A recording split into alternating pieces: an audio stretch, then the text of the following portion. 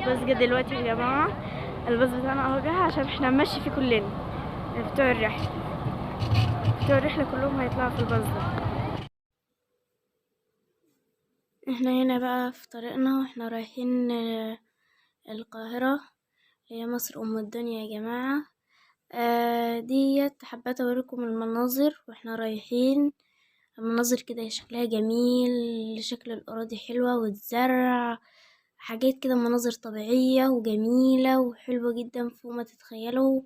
حبيت يعني أوريها لكم اللي بيحب المناظر الطبيعية، مناظر جميلة جدا جدا كمان يعني فوق ما تتخيلوا. حبيت أجيبها لكم عشان اللي عاوز يشوف الجو واحنا رايحين عامل ازاي وكده يعني. المناظر كانت جميلة جدا يعني بسم الله ما شاء الله، كانت فوق ما تتخيلوا جميلة جدا. شايفين الأراضي جميلة والزرع جميل، كل حاجة فيها كانت جميلة بسم الله ما شاء الله يعني عليه. اهو شايفين الزرع بسم الله ما شاء الله.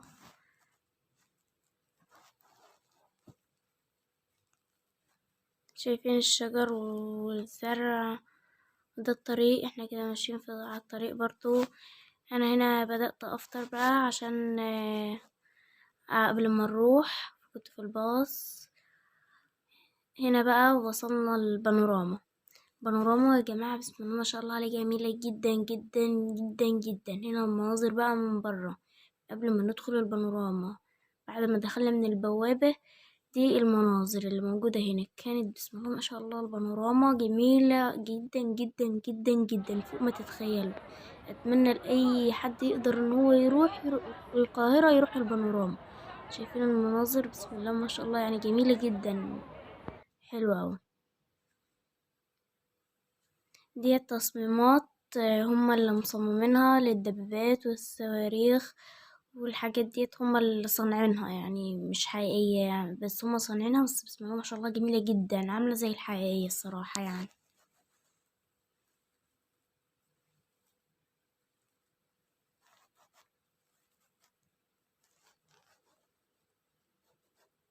هنا بقى واحنا رايحين داخلين جوه اهوت. هنا رايحين عند النافورة اللي جوه.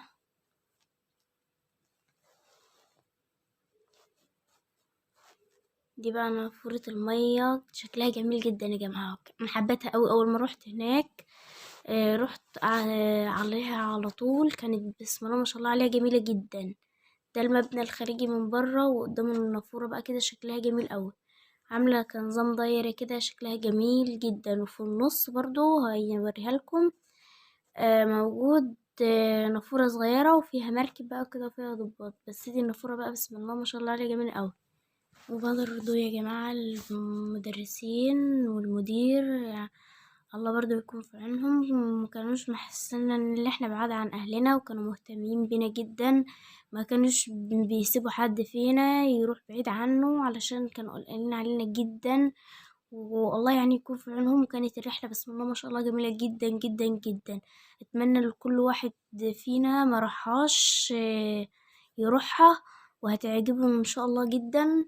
وبشكر المدرسين والمدير على اللي عملوه معانا بجد يعني الصراحة، كانوا واخدين بالهم مننا فوق ما تتخيلوا يعني.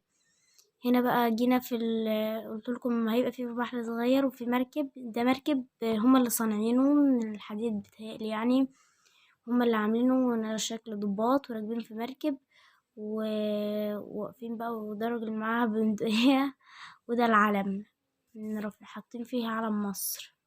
هو كان شكله جميل الصراحة يعني. البانوراما دي كانت عاملة زي تجسيد لحرب اكتوبر، كانت جميلة اوي الصراحة يعني، تجسيد لحرب اكتوبر شامل يعني يعتبر يعني. ودي بعض الصور على التقطتها هناك، كانت جميلة يعني كانت جميلة جدا. حبيت التقطها واوريها لكم برضه تقولوا رأيكم فيها عاملة ايه. دي بعض الصور اهيت. هنا كنت عند ورايا النافورة، كانت برضو جميلة.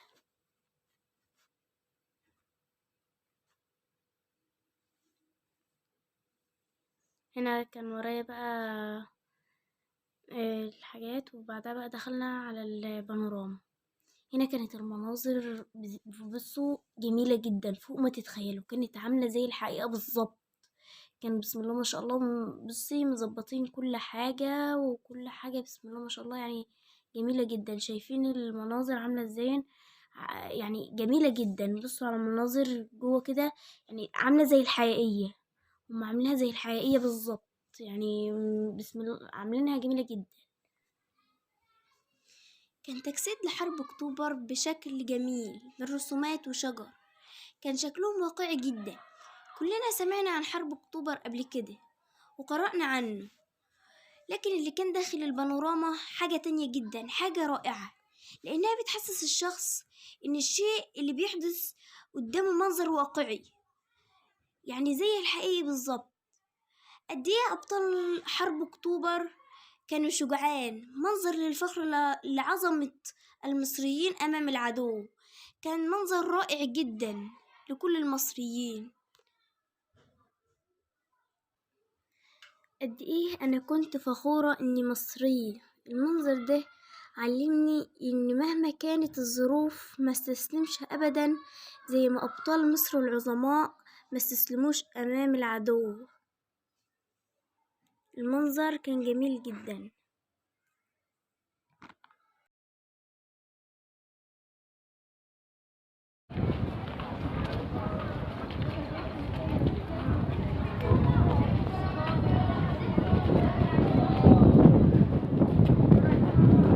احنا هنا كده داخلين القلعة. دي بعض التجسيدات اللي واحنا داخلين شفناها. احنا لسه هندخل بقى القلعة من جوه، هنشوف جوه بعض الشخصيات المهمة.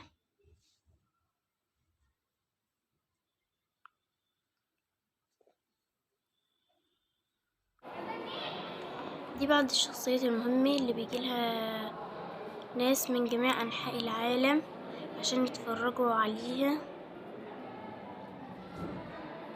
كان لهم دور عظيم جدا بالنسبة لمصر. الناس من جميع أنحاء العالم بيجوا يتفرجوا عليها وعلى عظمتها،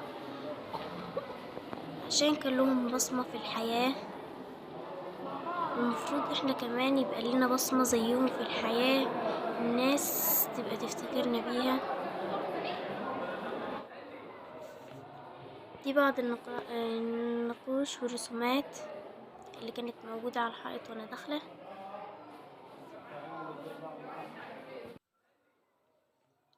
دي نقوش رسومات اهيت،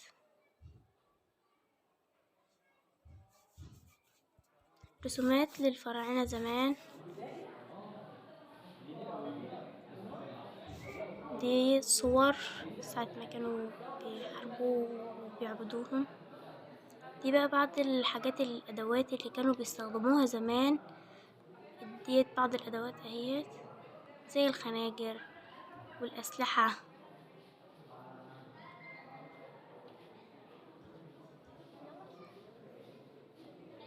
ديت الأسلحة اللي كانوا بيستخدموها في الحروب ضد أعدائهم.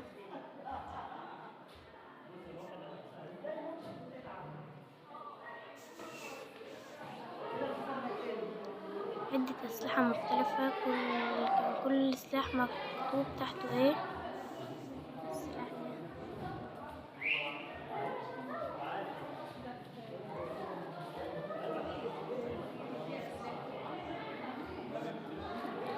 ده بعض الأسلحة اهيت.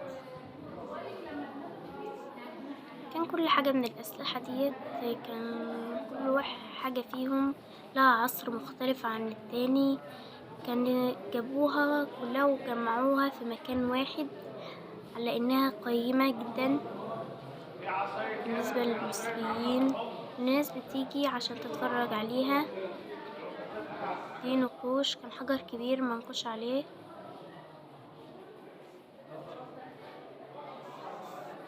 دي خريطة مرسوم عليها الفراعنة زمان، بتوضح بعض المفاهيم. ديت أثناء الحرب، لوحة أثناء الحرب. ودول جثة تماثيل ولا أكتر من تمثال.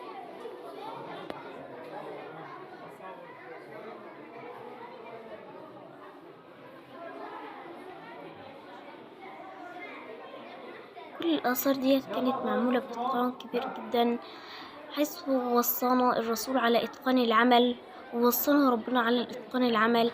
لازم كل واحد فينا يتقن العمل بتاعه بإتقان كبير جدا، سواء كنت في المنزل، سواء كنت في الشغل بتاعك، سواء كنت في دراستك، في أي مكان تروحيه لازم تتقني العمل بتاعك اللي انت رايحة علشانه، لازم تتقنيه، ويكون لكي برضو بصمة في الحياة.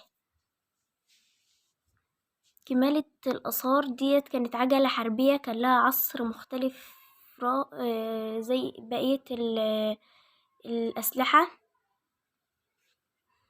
كل سلاح وله عصر مختلف عن بقية الأسلحة الأخرى، كل سلاح متنوع عن السلاح اللي قبله، مش هتلاقي سلاح زي سلاح، لأن كل عصر كان بيعمل سلاح مختلف عن السلاح العصر اللي قبله عمل.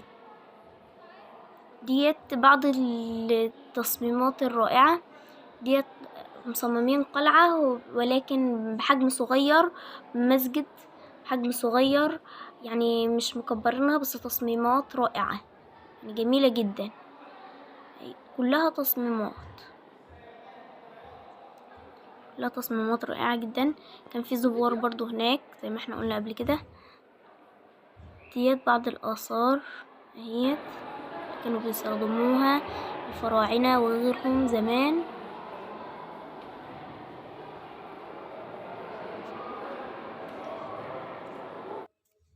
دي بعض الملابس لبعض الشخصيات اللي كان لهم دور مهم.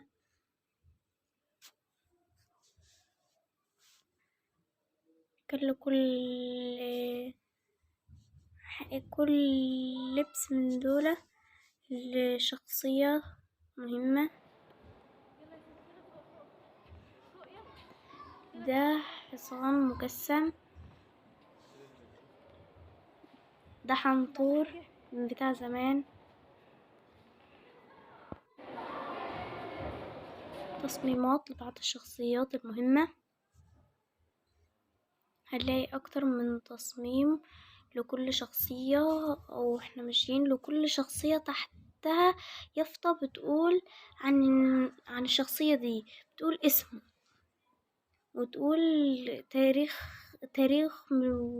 تاريخه امتى. دي كل الشخصيات المهمة في القلعة.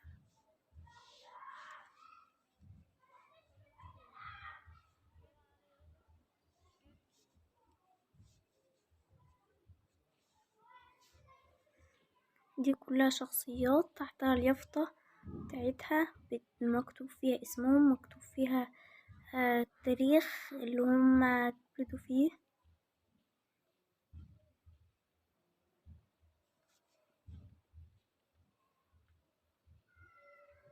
اكتسبت منهم خبرة كبيرة جدا، كل ما بشوف حاجة كل ما بكتسب منها خبرة أكتر، وبتزيد معلوماتي وبستفيد أكتر. يعني الشخصيات اللي أنا مكنتش عارفاها بقيت عارفاها دلوقتي. وهنا بعض الشخصيات اللي احنا درسناها قبل كده في منهجنا.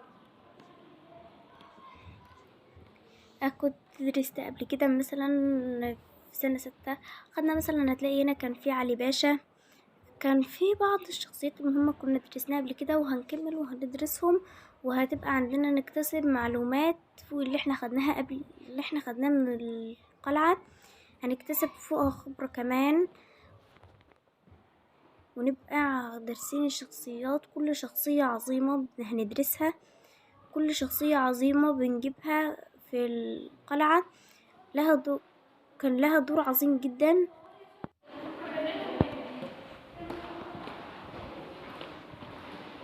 دي كلها كانت شخصيات، انا حبيت اجيب لكم كل الشخصيات، كل الحاجات اللي كانت موجودة هناك. دي اسلحة، كان كل سلاح في عصر من العصور بتاعها. هنا اليافطة مكتوب عليها الاسلحة كانت في العصر ايه. كان في هناك اسلحة كتيرة جدا،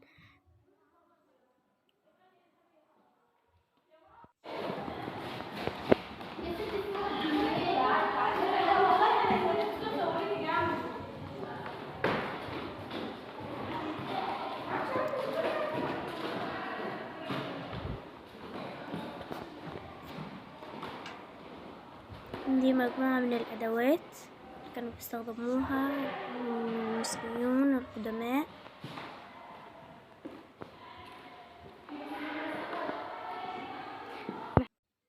أنا كنت فرحانة قوي في الرحلة وكنت في القلعة.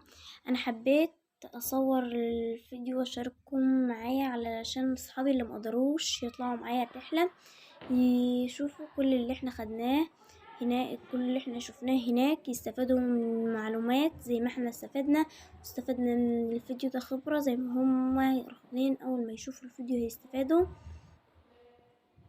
لازما.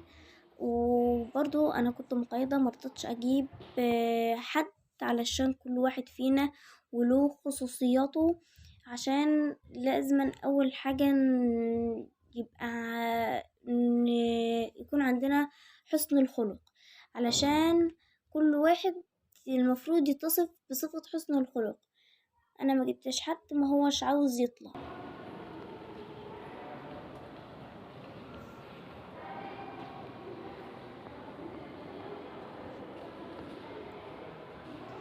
ولازم برضو نحترم بعض، ما ينفعش حد يتكلم عن التاني في غيابه.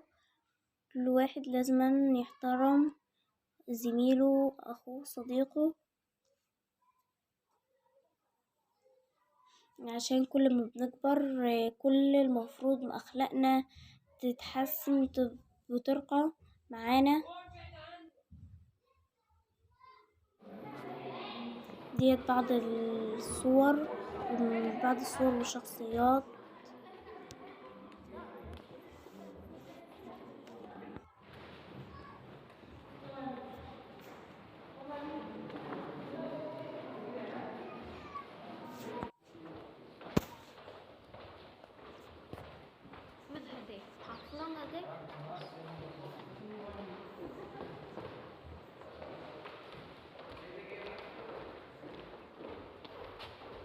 كده داخلين في أوضة تانية.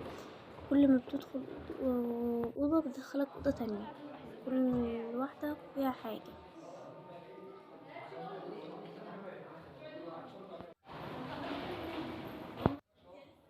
ديت بعض الشخصيات المهمة.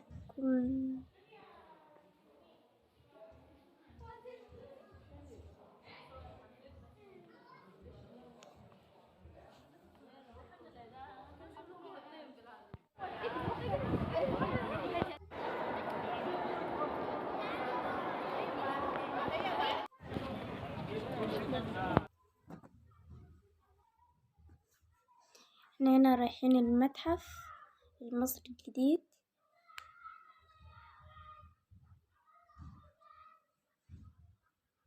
احنا هندخل له دلوقتي.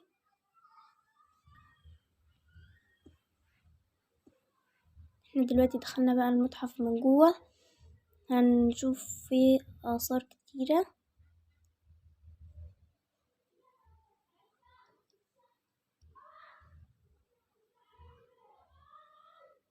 ديت بعض الملابس للملكات العظماء الفراعنة.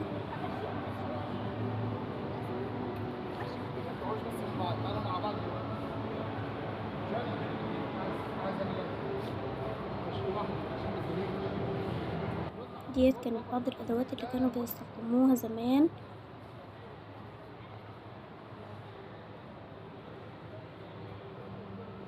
كان في هناك سياح كتير جدا.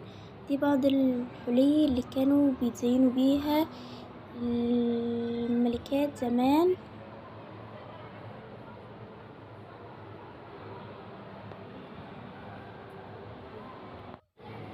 كان هناك عقد حلي.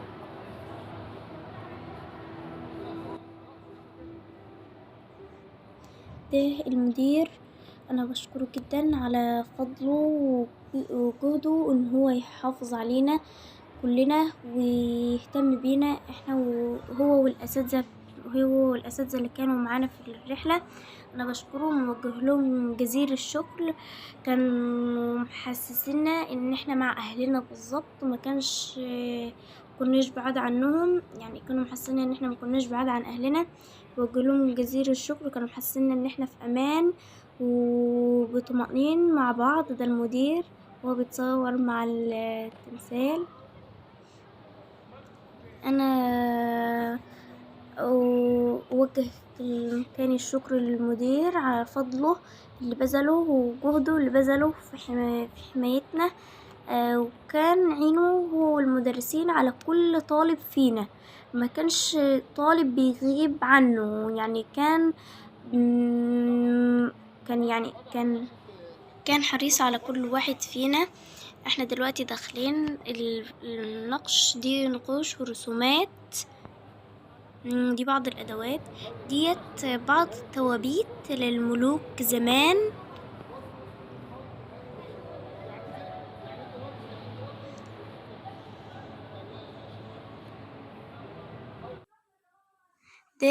ده تمثال،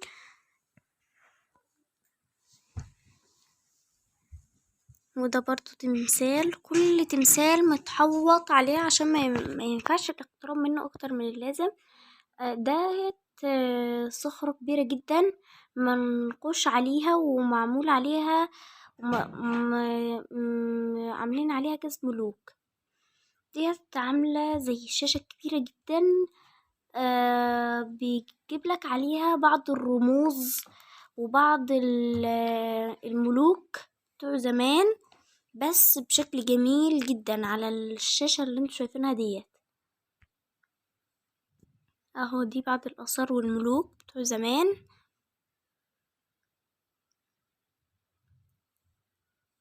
كان شكلها في الواقع جميل جدا.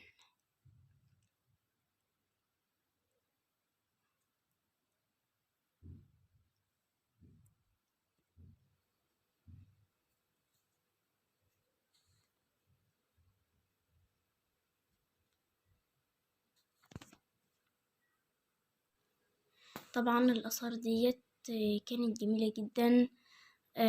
قد ايه الفراعنة كانوا عظماء عظماء عظماء عظماء.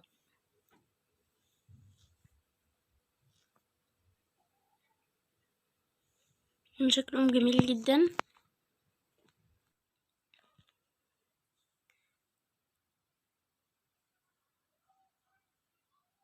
وكانوا عظماء. ديت تبدأ يبان لنا بعض الحروف والحروف اللي كانوا بيكتبوا بيها زمان. ده عقد دي بعد الاكسسوارات الحلية اللي كان بيتزين بيها الملكات زمان.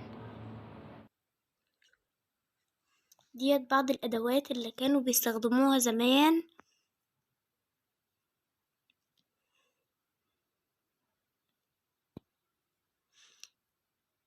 ديت سجادة من العصر العثماني، يعني سجادة من العصر العثماني. معرفتش اجيب لكم اليافطة وهي مكتوب عليها علشان كانت بعيدة. ده كان صندوق.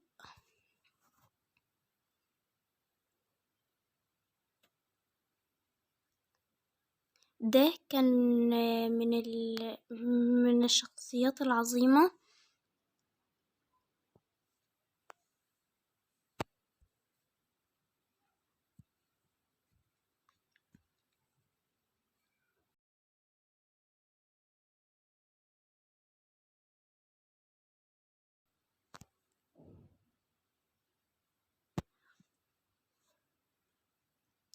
احنا هنا بقى طلعنا وبعدها رحنا على النيل. كان منظر جميل جدا بالليل كده، المنظر كان رائع والنيل كان جميل. ركبنا بقى النيل. انا كنت حريصة ان انا ما اجيبش حد.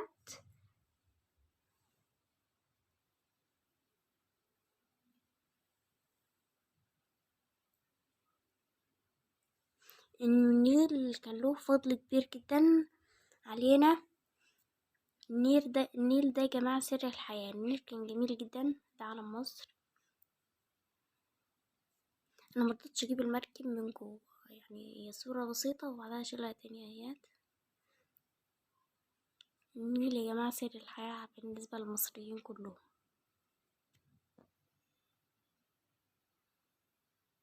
كان الجو هادي وجميل جدا.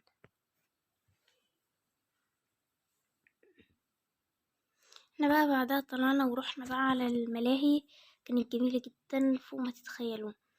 ديت عاملينها مرجحة بس على شكل مركب، يعني مرجحة بس على شكل مركب. كانت جميلة جدا، بتطلع عالي جدا وبعدين تنزل وتطلع عالي في الناحية التانية. كانت جميلة جدا يعني، انا ركبتها وفضلتها من اللعبة اللي انا ركبتها هي ولعبة كمان هتشوفوها. تشتري تذكرة على حسب اللعبة اللي انت عاوز تلعبها.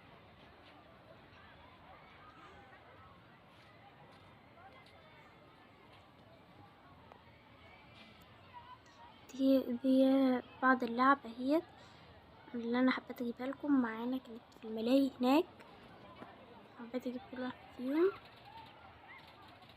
كان في لعب هناك ياما جدا، كان في ناس برضو ياما. ده مقهى يعني، كان مثلا اللي كان عاوز يشرب قهوة كان بيروح هناك ويشرب عادي. ديت لعبة اهيت وكانوا على طول. اللعبة ديت كانت جميلة برضو، بس بالنسبة لي لأ. يعني أنا عندي بعض زمايلي بيحبوا الحاجات الخطيرة اللي زي ديت قوي، بس أنا الصراحة يعني محبتش اللعبة دي قوي.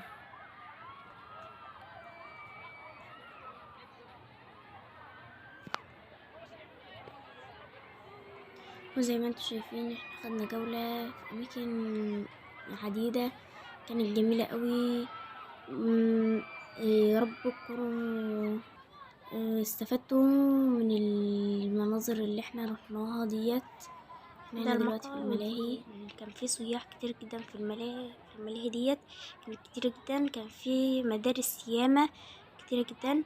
انا كان زميلي راكبين هنا وهما دلوقتي خلاص اللي كانوا موجودين هينزلوا دول، هيقعدوا هنا دلوقتي. هتبدأ البتاع تعمل بيه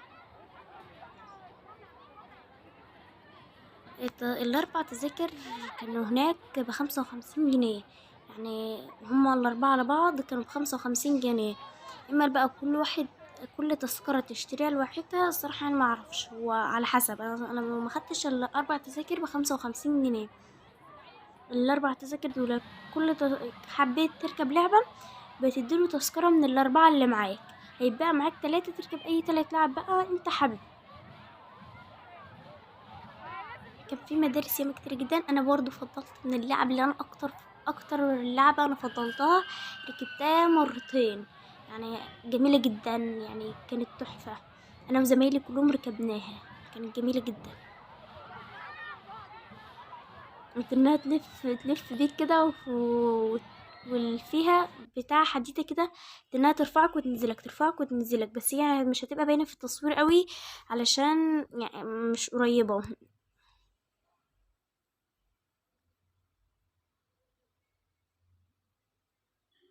هما ما بيوقفوش اللعبة دي ابدا إلا لما واحد فيهم يقع هو عامل زي نظام طبق، يقع في الطبق كده في النص، فاول ما هيقع فهيقوم جاي موقفينها. هنا اللعبة بقى بدأت تشتغل تاني، مع كان الزمايل راكبين فيها. انا كنت راكبة فيها بس بقى من جوه، يعني مش من بره. كنت راكبة فيها من الطرف التاني.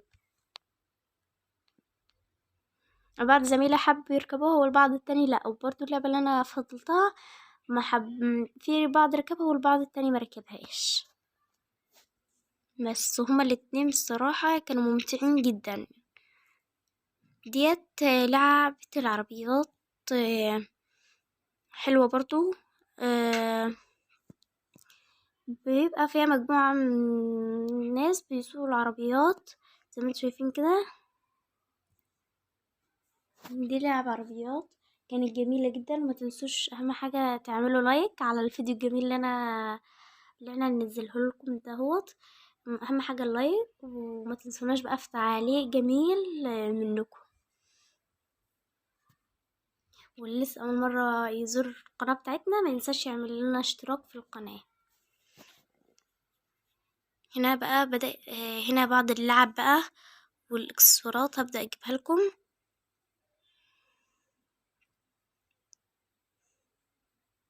اهيت كان في لعب ياما جدا والحاجات هناك يعتبر يعني ببلاش. انا جبت لعب لاخواتي من هنا، وجبت اكسسوارات لاختي وليا انا كمان. هناك الحاجات رخيصة جدا، يعني انا جبت انسيال بخمسة جنيه، بس هنا ب15 جنيه.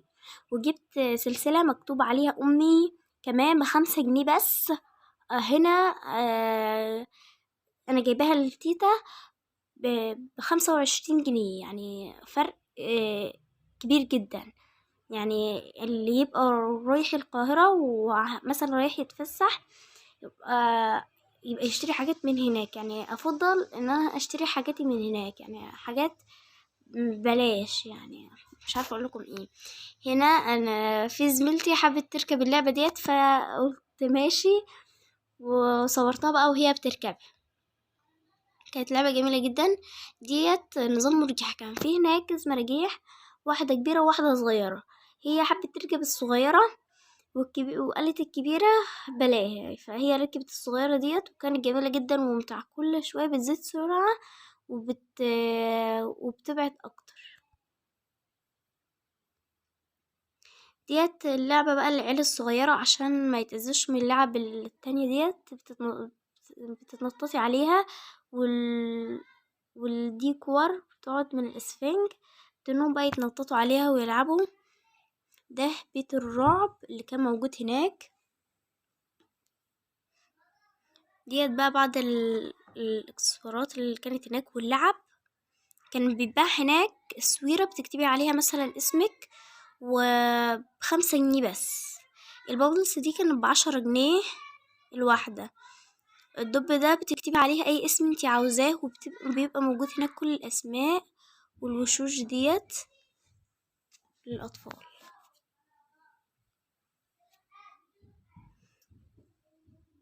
ديت لعبة التنين.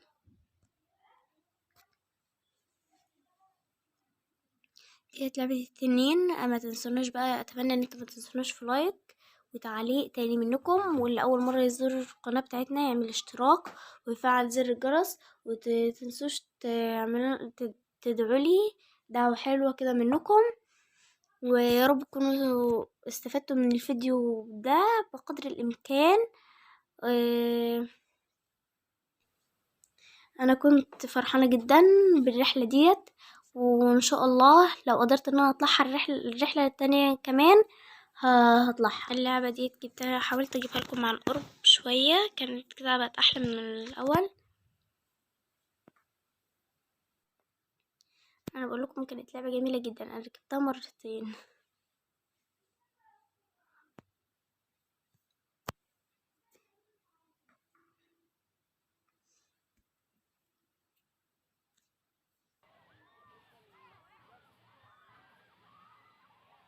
كانت جميلة جدا. احنا دلوقتي انا مالكة فيها هناك اهو بدأت بقى تشتغل تاني. لازم واحدة فينا تقع.